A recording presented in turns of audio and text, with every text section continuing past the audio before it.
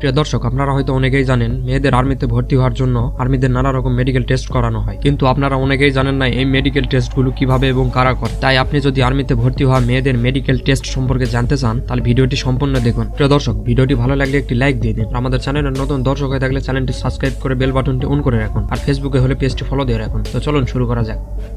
Number 1, pregnancy test.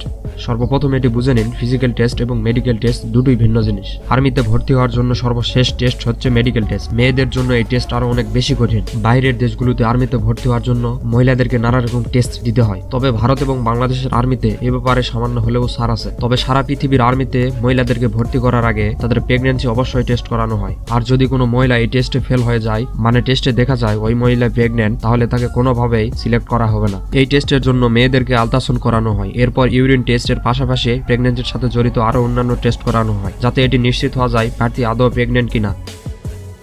Number 2, best test. Pregnancy টেস্টের পরে army প্রার্থীদেরকে best test করানো হয়। এই সময় ডাক্তার মেয়েদের ওই বেস্ট ভালোভাবে চেক করে।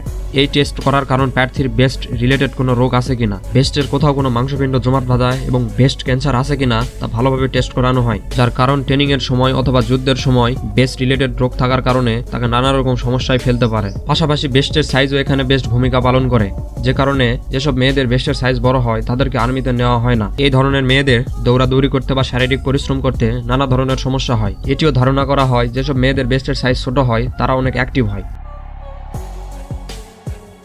Number 3, piles check up. ছেলেদের মতো মেয়েদেরও আর্মিতে ভর্তি হওয়ার জন্য পাইলস চেক আপ করানো হয়। ডাক্তার এটি চেক করে প্রার্থীর কোনো পাইলস আছে কিনা। এই টেস্টে প্রার্থীকে সামনের দিকে ঝুঁকতে বলা হয়, এরপর তাকে কাশি দিতে বলা হয়। কাশি দেওয়ার সময় ডাক্তার প্রার্থীর ফিজিক্যাল কন্ডিশন চেক করে। এটি তো খুব সহজেই করা যায়। এরপর আমরা যে টেস্টের কথা বলতে যাচ্ছি এটা শুনে আপনি অবাক হয়ে যাবেন। Number 4, virginity test.